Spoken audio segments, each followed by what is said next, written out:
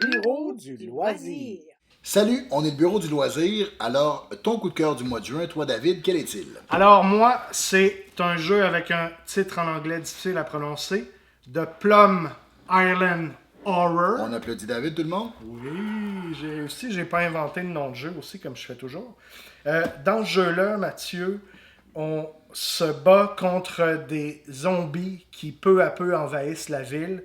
Donc, c'est un jeu un tower defense, une défense de territoire, avec des cartes, avec des clans.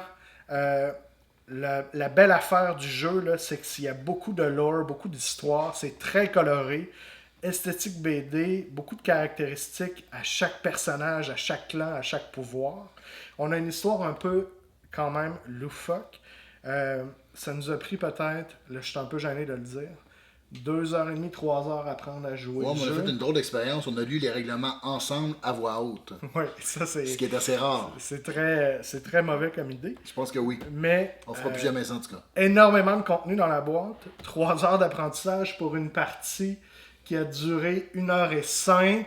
Ouais, là, on s'est mis à lire des commentaires, mais on a découvert aussi. Qu'on avait mal joué. On a mal joué, ça aussi, c'est très gênant.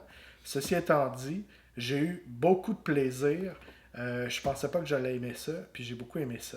Très coloré. The Plum Island Horror. Yes, alors moi, mon coup de cœur du mois de juin, c'est le petit jeu For Northwood. C'est traduit en français par Les Fiefs de Norbois. Je pense pas qu'il soit disponible présentement au Québec en français. En France, oui, mais pas ici. Et c'est seulement disponible en anglais. T'es tellement jet set. Ben écoute, je sais pas, mais j'ai quand même la version anglaise, ça que je l'ai commandé au Canada, n'est-ce pas? Hein, c'est un jeu que j'ai acheté ici.